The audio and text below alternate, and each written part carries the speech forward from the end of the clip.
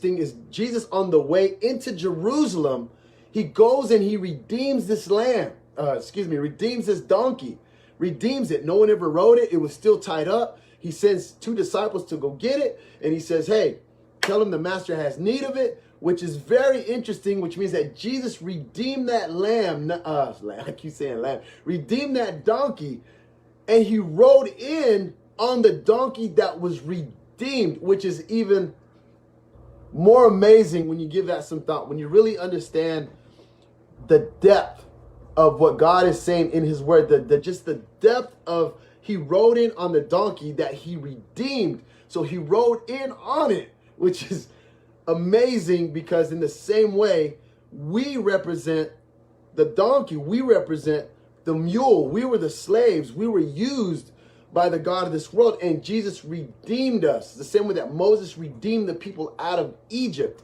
And so what's amazing is when you're riding in on the colt, which is us, is he set us free. Now, that's just one part of him riding in. The second part that's amazing about him riding in is, why is he crying over Jerusalem when he goes in and he goes off and he starts crying? And it's in Luke 19:41 and 44. He's crying over Jerusalem. And the reason that he's crying over Jerusalem is because they want to revolt. They want Jesus to come in, and they want him to fight Rome. They want him to take the throne. They want him to raise the sword. This is what the palms represent. The palms represent that our king is coming, because they couldn't raise a sword. Did you know that if you held up a palm in Roman and around a Roman or around anywhere in that vicinity, you would be killed? Because a palm represented revolt. A palm represented that we're going to rise up against you. That's what that represents. If anybody was saw holding a palm, they could be killed by a Roman soldier or by anyone in power, because this means that you're going to rise up against Rome. When Jesus was coming in, they were getting palms and holding them up. But not only were they holding them up, they were laying them down, meaning that we're going to give our alliance to you. If you just rise up, we will fight for you. We will fight for this kingdom. And Jesus went off and started weeping, because he kept saying, you guys don't understand. You don't understand what's going on. Like, you're going to be crushed. You're going to be killed. I've come to bring peace, and you just don't get it. I'm going to read it to you. And it's really prevalent right now, because we can either use, our solutions could be military or they could be spiritual. Military is like, we're going to come by force. That's the zealots way of doing things. And Jesus is like, you're missing it. This is a spiritual exodus that I'm trying to give you. I'm trying to set you free spiritually, but you're looking at it from a different perspective, and you want to fight. You want to pick up the sword and you want to go against Rome, and it's going to crush you. They're going to kill you. And what's very interesting is later on, the zealots, they get destroyed. If you read under Josephus, he writes about the zealots that are fighting back, the revolt. And it's also in Acts. I think I wrote it down. In Acts, it actually talks about one of them that gets killed. I didn't write it. It's in Acts 5:37. They're killing them. They're finding these zealots and they're destroying them. They're like the resistance. And what ends up happening is they surround them and they start throwing them off the wall and start killing them. And a lot of zealots killed themselves because they would rather die than to serve another king. And so they died. They were all destroyed. All the zealots were killed, every single one. And Jesus was trying to stop that. He didn't want them to be killed. He didn't want them to be executed. He wanted them to walk out peace, because he's the Prince of Peace. But they just didn't want to listen to him. They wanted it their way. The same with Saul. If you guys remember, when Saul was called to be king, if you do your study on the first king, he was a donkey herder. Come on, think about that. Saul was a donkey herder. Why do they want you to know that Saul was herding donkeys? Because donkeys are stubborn animals. And he's trying to tell them, look, you got to do this the right way. Don't be stubborn. Don't do it your way. Do it my way. This is why God picked David. David, he used his words. He was a sheep herder. He used his words, and the sheep followed what he said. not what he did, right? What he said. And he said, keep your eyes on the Lord. Do it for the Lord. Do it unto the Lord. And that's what David was about.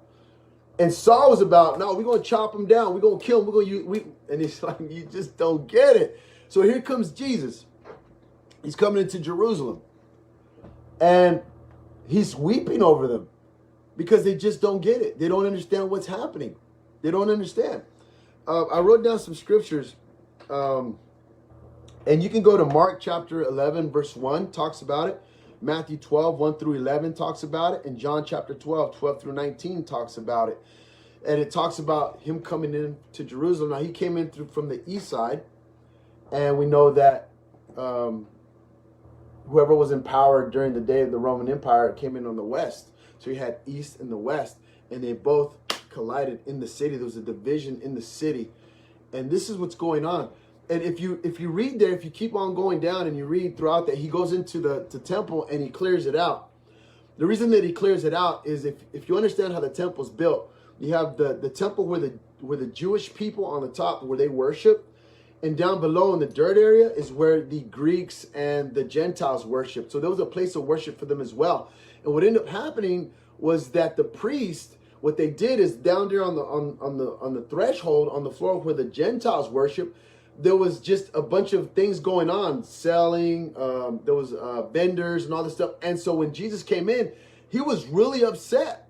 And he was upset because the people that weren't of Jewish descent, they wanted to come and worship, but they couldn't worship because it was taken up by the priests. And the priest said, well, they don't need to come to God anyways because they're Gentiles and it's for us. And so we'll just use their place where they worship, when they come in, and we'll just take it over and we'll make some money here. We'll sell the sacrifices. We'll do the exchange of money because you couldn't give money that was of Herod to the temple because it was considered idol worship. And so they would charge you a certain fee to exchange money for gold and silver so you can give that to the Lord. And they also would sell you lambs and doves and goats.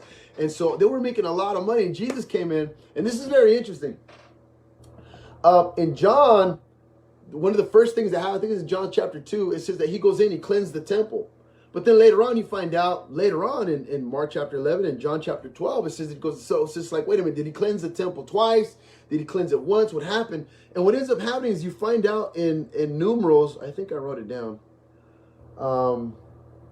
I found out that in numerals, if you have mold, it says that if you have mold in your house, that you're supposed to cleanse it. You're supposed to cleanse it. And if you can't get mold out of your house, you come back 2 weeks later. And if the mold is still there, you're supposed to destroy it. Now, I found this very interesting because Jesus said, destroy this temple and in 3 days I'll build it up. But he came to destroy the system because the system had mold. It was corruption. And the priest had bought the priesthood from Herod.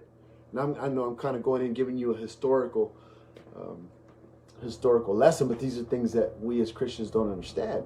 And this is what's going on. And so this is the context of when Jesus is coming into Jerusalem. There's like this time bomb about to go off. And if you understand that when Rome, because you know that Herod, there was Herod, there was Pontius Pilate, and the king was Jew and Roman, and he was making sure that there wasn't a revolt. That's why they put him in power, to control the Jewish people. And the Jewish people always wanted a revolt, always, because they had taken their land that God said was theirs. And the Roman Empire just said, we don't care, it's ours now, and we're going to tax you on your own land, which is even crazier. And this is why the Zealots were so upset. And so Jesus comes in, and so the pressure that's going on in Jerusalem at the time is, here's a man that the people have been waiting for. And there might be a riot that's going to happen because he's coming into the city on a colt. And that's what in Zechariah 9 through 10, it talks about he comes in on a colt. It talks about all this stuff is going on, right? And so they're waiting for this Messiah to come, and the people are like, here he is.